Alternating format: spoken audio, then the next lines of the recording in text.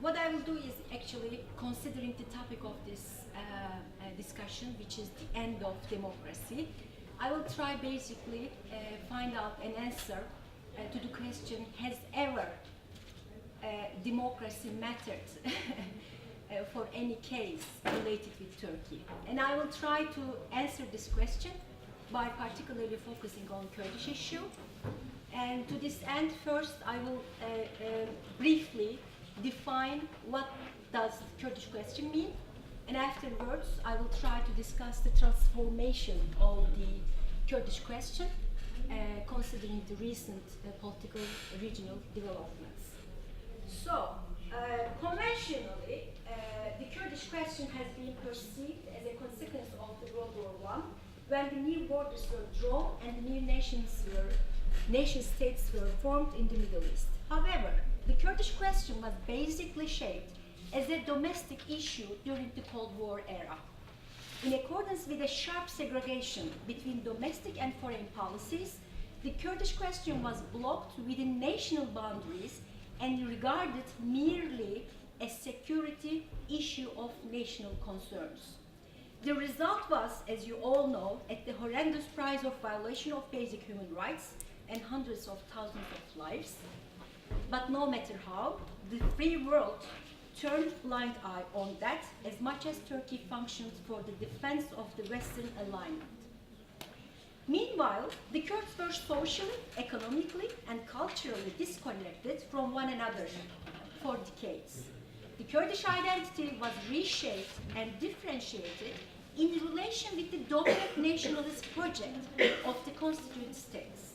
Furthermore, the Kurdish national movements, which emerged as a reaction to such course of events, were even formed in conformity with the geopolitical fragmentation of Kurdistan.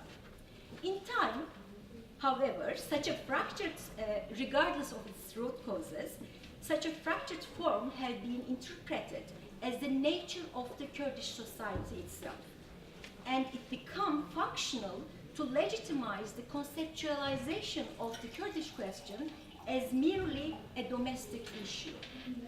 This state of affairs didn't change even though the status quo in the Middle East shattered by 1990s.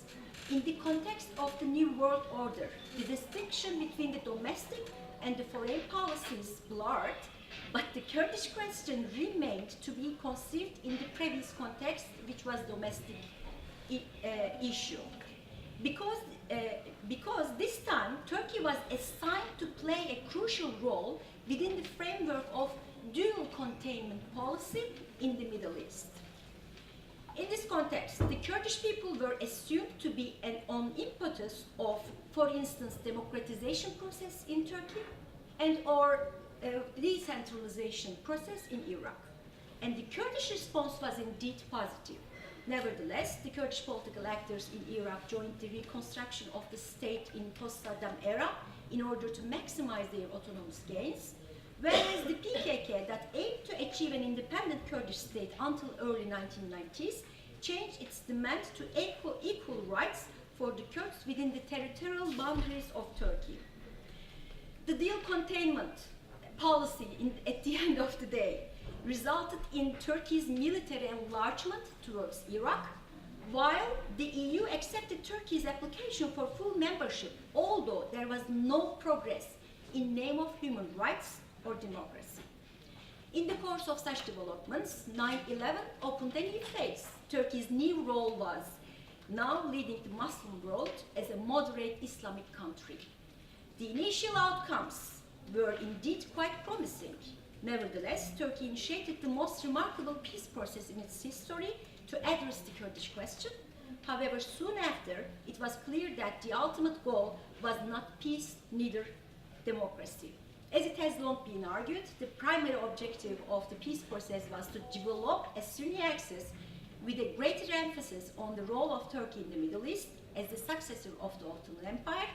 In this context, the Kurds and the Turks were depicted as to be two key strategic partners in the Middle East of present day, just like in the past in the 16th century against Safavis. Nevertheless, the motto of the negotiations between the Turkish state and the Kurds was the Kurds will not divide Turkey, but Turkey will expand bigger with the Kurds. So peace or democracy was not even a target, a goal within this project.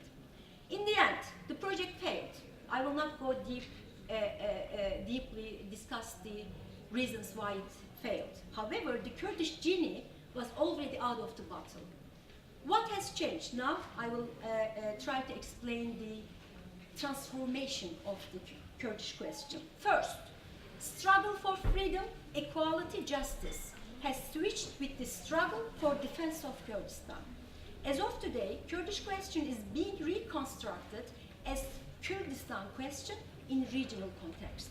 Second, the political borders that have fragmented the Kurds as a nation and Kurdistan as a territory has vanished. What we face today is re-territorialization of Kurdistan as Kurdish homeland, not only in discourse but also in practice.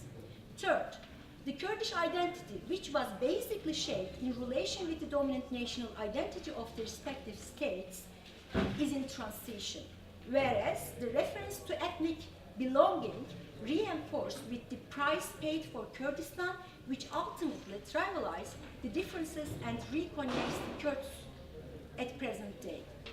True, the Kurdish political parties have not yet united behind a common cause, as experienced during the referendum in Iraqi Kurdistan, pardon. But there is no question that the Kurdish political orientation is concentrated on Kurdistan rather than the centers of the countries where they reside. And in this new phase, what the Kurds pursue is not equal rights as citizens, but a territorial status that would let them to be the major actor of their own land.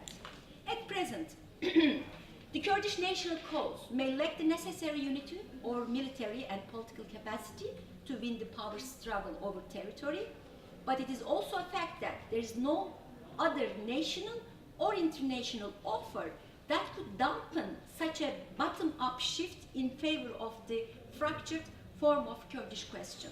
Moreover, the restrictions imposed by the central authorities, as well as the role played by international actors confronting the Kurdish aspirations, are only likely to encourage the Kurds on the path to departure rather than integration.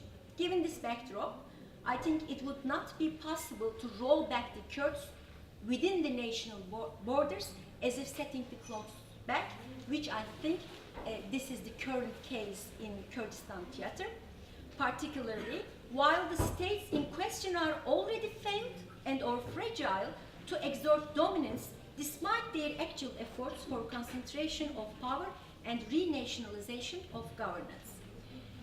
A review of the conventional approach to the Kurdish question and a comprehensive solution perspective are urgently needed, for sure. However, it's doubtful whether the international community could either correct its fragmented policy or come up with a perspective for the Kurdish question in the Middle East.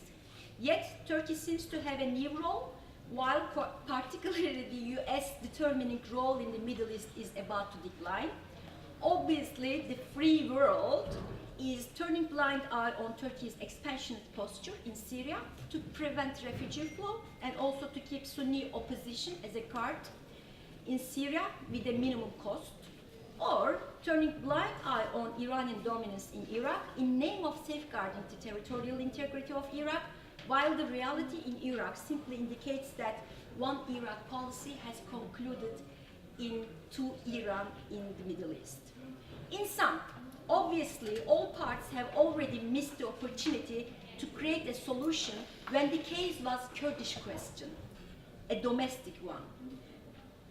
Actually, Turkey tried to catch the I think that Turkey tried to catch the train. Turkey's relation with Kurdish question is like a passenger trying to catch the train each time when the train is leaving the station. What I mean, when the Kurdish question was just a matter of basic human rights, Turkey denied even the existence of the Kurds.